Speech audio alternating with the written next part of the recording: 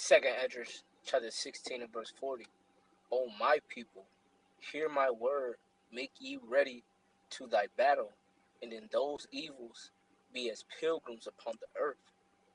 I want to give all praise, honor, and glory to Yahweh, Bahashem, Yahweh Shai, Bahashem, Rachaha Kodash. Double honors to our apostles, our elders, and bishops of Great Millstone, and a strong shalom to the hopeful elect scattered throughout the four corners of the planet Earth. On the brothers of Raya Allah down here at the GMS Virginia camp, back on another lesson through the spirit of Yahweh Bahashem Yahweh Shai. I pray and hope this lesson is edifying to the hopeful elect, or into you brothers and sisters that be tuning into these lessons. All right, and the ones in the household of faith, shalom to you, and I hope it's edifying to you as well. All right, through the spirit, just want to go in and tap into the spirit in regards of pilgrims and essentially being ready, to lose everything in this society, losing everything within this world. Okay, because when you lose everything in this world, what do you gain? You gain Yahweh Bashem Yahweh Shai, you gain salvation, and so on and so forth. And I just want to get some scriptures to prove that. Um, but matter of fact, before I go into that, I'm gonna start from verse 37 and read down to verse 40, and I had a definition. But this is Second Esdras chapter 16 and verse 37. It says, "Behold," which means to look. The plagues draw nigh and are not slack. All right, they're not slack, meaning what? The Lord is not going to hold back. The Lord not is going to drag His feet. The Lord is really going to bring that indignation. The Lord is really going to bring famine, pestilence, okay, diseases, sicknesses. All right, evil times, bad times. The Lord is getting ready to bring these things, man. All right, and they're approaching us very soon. Okay, and it says, verse 38, it says, "As when a woman with child is in the ninth month, bringing forth her son with 2 or 3 hours of her birth, great pains compass her womb, which pains when the child cometh forth, they slack not a moment." Right? So during a child labor, okay, the Lord is likening unto the plagues that He's about to bring as a child, okay, that's in labor, or a woman that's in labor that's getting ready to give birth. Okay, there's no stopping the contractions. Okay, they're moving rapidly. Okay, and sure, what, that baby is coming out of that womb. So it's the same things with these places. The Lord is blowing up everything. The Lord is heating things up. Okay, amongst these other nations. Okay, the Lord is getting Esau right where He wants him to be in regards to bringing out these mandates, bringing out these different laws and legislations, and so on and so forth. It's all gradualism. It's all contractions, if you would. Okay, because the Lord is about to bring it, man. All right. So it says, verse 39, "Even so shall not the plagues be slack to come upon the earth." Right, earth. Oikamene means a whole inhabitant of the earth. Okay, the word world is broken down into three different definitions in regards to the Greek. Has three different meanings: oikamene, cosmos, and eon. All right, this earth, or this world, if you will, is speaking about salake oikamene, which means everybody that dwells in the planet Earth. All right, all human beings. All right, all the living. Right. So it says, even so shall not the plagues be slack to come upon the earth, and the world and shall mourn, and sorrow shall come upon it on every side. O my people, hear my word, make you ready to thy battle, and in those evils be as pilgrims upon the earth. Right, in those evils. What are those evils talking about? Speaking about Jacob's trouble. All right, and I had to go to Chat GPT because I just want to, pretty much look up, some interesting information, which I already know what pilgrim is, but I just wanted to extrapolate it from the Chat GPT. Okay, because how the way they broke it down and explained it, it was very beautiful. So it says, I typed in, what what would it be like as a pilgrim in Jacob's trouble? It says, being a pilgrim during Jacob's trouble will be an intense and sobering experience, both spiritually and physically. And then it goes into what is Jacob's trouble.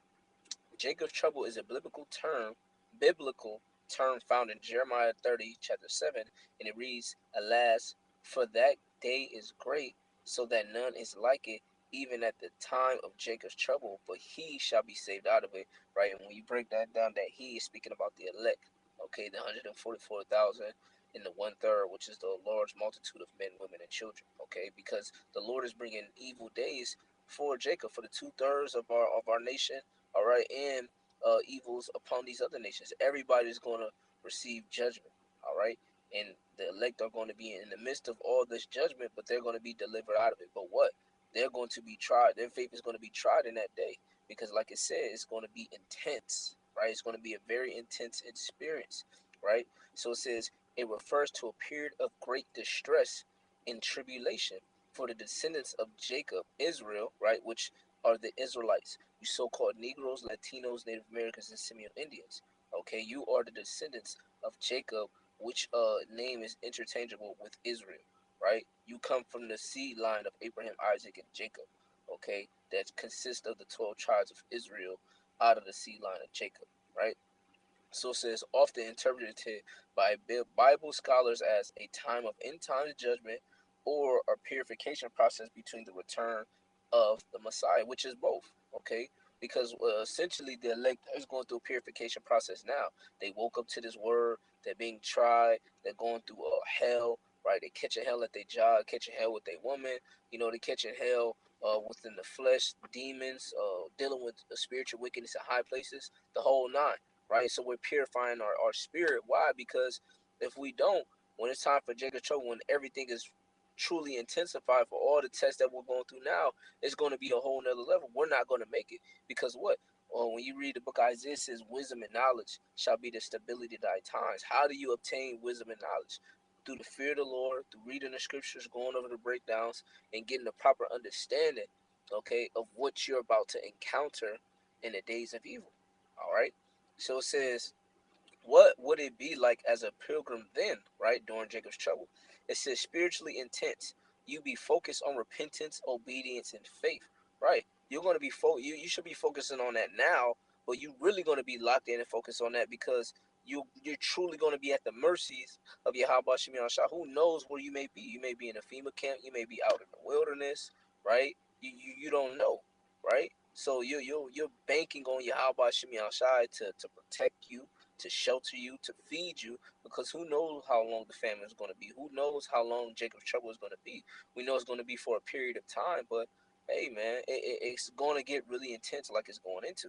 And it says the second bulletin, it says, you might feel isolated from the world, clinging tightly to the Most High for protection and guidance, right? When you are going to be isolated from the world, because you're going to be the ones, the elect are going to be the ones who's not going to take the MOTB, which automatically is going to have them as outcasts of society of this world. Okay, you're going to be looked upon as an enemy. You're going to be frowned upon because you didn't take this, charagma. So with that being said, you are going to be isolated from the world. You're going to be off the grid, if you will, and we're going to be clinging on to Yahweh Shemi Al Shai, like it says, tightly for what? Protection and guidance. The Lord is going to guide us, through the path of righteousness while being in the midst of all the wickedness that's going on in Babylon the Great, and ultimately throughout the full course of the planet Earth of the elect that are, scattered abroad, that's going to be delivered, right? And also says dangerous and uncomfortable, right? So it says societies may collapse, persecution could be common, right? That's going to be a common thing. Scriptures speak about that. They shall deliver you up into the synagogues, in front of the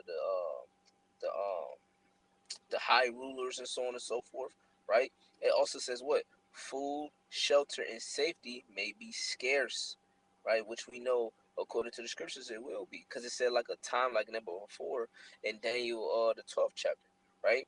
It says you might constantly be on the move like ancient Israelites in the wilderness, right? So you're going to be constantly on the move. So if you're constantly on the move, you can't get caught up in your belongings. You can't get caught up with your children, your wives, and so on and so forth, because you may get separated from them, and you have to pray to the Lord that the Lord, protects them. Or hey, Jacob's trouble could pop off while you at camp, you know, and the spirit may have you go with bros and go here, this and that, and the third, and you worried about your family, you worried about your car, your house, and all this other stuff getting ravished. Hey, man, the Lord probably already got them, protected, or whatever it is, and you just have to trust in the Lord to guide you, right? You don't know what tomorrow may be or the next hour, so this is why you have to trust in Yahweh Shem Yahshai in that very moment, right? Now I want to get some scriptures because that was very beautiful. But it says Second Ezra chapter 16 and verse 41. It says, "He that selleth, let him be as he that fleeth away, and he that buyeth as one that would lose." Right? Because you counted everything lost, you counted everything vain. Like, hey, no matter what I buy, what I used to sell, all my businesses, anything that I was invested in into this world or using in this world, man, to hell with all of it, man. All is now is really time to forsake Babylon the Great and go towards Yahweh Shemi Shai and follow him. Okay, and the Lord is going to put men, angels, and so on and so forth. It's going to be a divine intervention, okay, to keep you protected in that day, man. All right, and it says, "He that occupieth merchandise, as he that have no profit by it, and he that buildeth, as he that shall not dwell therein. He that soweth, as if he should not reap. So also he that planteth the vineyard, as he that shall not gather the grapes. They that marry, as they that shall get no children, and they that marry not, as the widowers. And therefore they that labor, labor in vain. For strangers shall reap their fruits, and spoil the goods, overthrow their houses, and take their children captives. For in captivity and famine shall they get children." Right? And it says, "And they that occupy their merchandise with robbery, the more they deck their cities, their houses, their possessions, and their own persons, the more will I be angry with them for their sin, saith the Lord." Right? So, I pretty much hit all the points. But basically, concerning Jacob's trouble, it's going to get so bad that the average thing that you cared about, in regards to your bills, your car note, groceries, all that shit is not going to matter, because it's the days of evil. It's the day of the Lord's wrath, and so on and so forth. Okay, it's going to be immense danger. So these things that the average American cares about, toiletry, food, groceries, water, electricity, they're going to be fighting over that. They're going to be ravaging over that, man. You're going to have a lot of creeps out here. It's going to be cannibal. It's going to be all time bad. So it's no time to go back to your house. No time to go back and try to, figure things out. No, you just have to flee and be as a pilgrim. The Lord may have it to where he give you, spiritual powers, or send an angel, to you to protect you, and have you eaten mammon, or have you hid in the wilderness, away from the Gurga troops, and away from these weirdos that's trying to persecute you. Who knows? But we know through the Spirit that the Lord is going to intervene, man. All right, the Lord is going to take care of his elect, and there's many stories within the scriptures that have proved that, man. All right. The next precept that I want to get was um Salakia. 1 Corinthians chapter 7 and verse 29. It says, "But this I say, brethren, the time is short, it remaineth, that both they that have wives be as though they had none, and they that weep as though they wept not, and they that rejoice as though they rejoice not, and they that buy as though they possess not, and they that use this world as not abusing it, for the fashion of this world passeth away." Yeah, the fashion of this world passeth away. So we're not so in tuned and so invested in America, because we know that this place is gonna pass away. So with that being said, or with our emotions, or our deep feelings, and hey man, our mind and our spirit is focused on Yahweh Shemi Shai, and that's the main goal, to keep that focus and maintain that faith, so you don't get caught up with the cares of this world that essentially have you, perishing because you was worried about the wrong things. I mean, look at Lot's wife. She actually got caught looking back, and what happened, man? She was, she became a pillar of salt. So with that being said, we have to have in that mindset that it could jump off at any given time, and we got to be really ready to lose everything, whatever it is that we have, our possessions, our jewel, or whatever it is. Be ready to lose it, man, because who knows what the Lord may take from you, and that could be a test of your faith to see if you've been putting that before Yahweh Shemi Shai, right? And the next precept that I want to get, matter of fact, before I get that precept, let me finish this out. This is Chat GBT back into the definition, but it says dangerous and uncomfortable, pertaining to what it would be like as a pilgrim in Jacob's trouble. It says you might constantly be on the move like ancient Israelites in the wilderness. It says deeply faith building. It says miracles, right? Deliverance and divine intervention could occur similar to how the Most High provided for Israel in the wilderness, right? So it's going to be that same thing during the time of Egypt, during the time of the book of Acts, during the time of King David and Saul, and all our ancient men, our ancestors, right, our forefathers. Okay, they had divine intervention. They had the Lord protecting them, man. Okay, so we're going to be witnessing these things and seeing it on a very high level, and this is why we have to deeply root our faith within Yahweh Ba'Shem Yahweh Shai, right? It says miracles, deliverance, and divine intervention, man. Whew, that's heavy, man. That's comforting words, right? It says could occur similar to how the Most High Yahweh provided for Israel in the wilderness and not other nations. Israel, the Israelites. It says it's a time of refining, removing sin, fear, and doubt through trials, right? So you gotta, put off the like it says in the second Esdras, the 14th chapter, man. Put the matter of fact, let me get it real quick.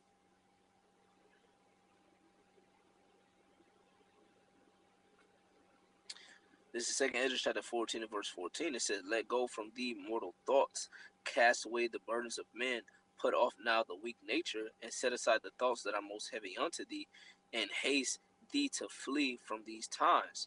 For yet greater evils than those which thou hast seen happen shall be done hereafter. Right. So with that being said, all the things that the average man cares about, you have to put that to the side and worry about what Yahweh Shem Shai needs you to do, and how the Lord wants you in that time. The Lord is going to mold you in the type of man that you won't even recognize. All right. In that time of trouble, man. Okay, you're going to be changed, man. Your mind, your spirit, everything is going to be changed, but it's going to be for the greater good, because the Lord is molding you into that perfect servant or that perfect king or priest during that time. Because hey, we can't make emotional decisions in a time of Jacob's trouble, because our next decision could be our last decision. Our next move can be our last move. So we got to make sure our next move is our best move, you know. And then we have to tap into the spirit, and the only way to do that is through prayer, fasting, doing these lessons, listening to lessons, and taking heed to the counsel that the Lord is giving, okay, through his men. All right. So going back to this, it says, imagine yourself as a pilgrim, as that pilgrim. You're not just traveling to a sacred place, you're walking through chaos, holding on to your faith like a compass. Governments may fail, society may turn against believers, but your hope isn't in comfort, it's in the Most High promised to deliver his people, right? So the Lord promises, okay, that he was going to deliver the elect. So we have to, remain faithful, right? Strive unto the truth unto death, right? And it gave a couple of precepts, right? The main one is Matthew 24 and 13. It says, but the one who endures to the end shall be saved, right? So at the end, and that's the spirit, because Psalms 91 and Isaiah 26, that's actually speaking about the chariots. Okay, the Lord delivering the elect from the nuclear fire when it goes into the chambers or the files.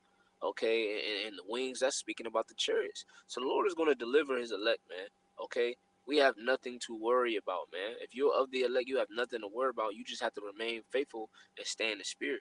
All right. And the last precept that I wanted to get was Matthew 19 and verse 29. It says, and everyone that have forsaken houses or brethren or sisters or father or mother or wife or children or lands for my name's sake shall receive 100-fold and shall inherit everlasting life. But many that are first shall be last, and the last shall be first. Right. So that being said, you have to be willing to lose and forsake everything in this flesh, and on this side, man. Because when you do, best believe the Lord is going to reward you on the other side when we get into the kingdom, when you're going to be crowned and so on and so forth. So with that, that was pretty much it. I pray and hope this lesson was edifying to the elect. I want to give all praise, honor, and glory to Yahweh, Ba'Shem Yahweh Shai, Ba'Shem Racha HaKodash, and double honors to our apostles, our elders, and bishops. A great millstone and salutation to the whole elect scattered throughout the four corners of the planet Earth. Kwam Yashra Allah, Mawaf Labba, and Shalom.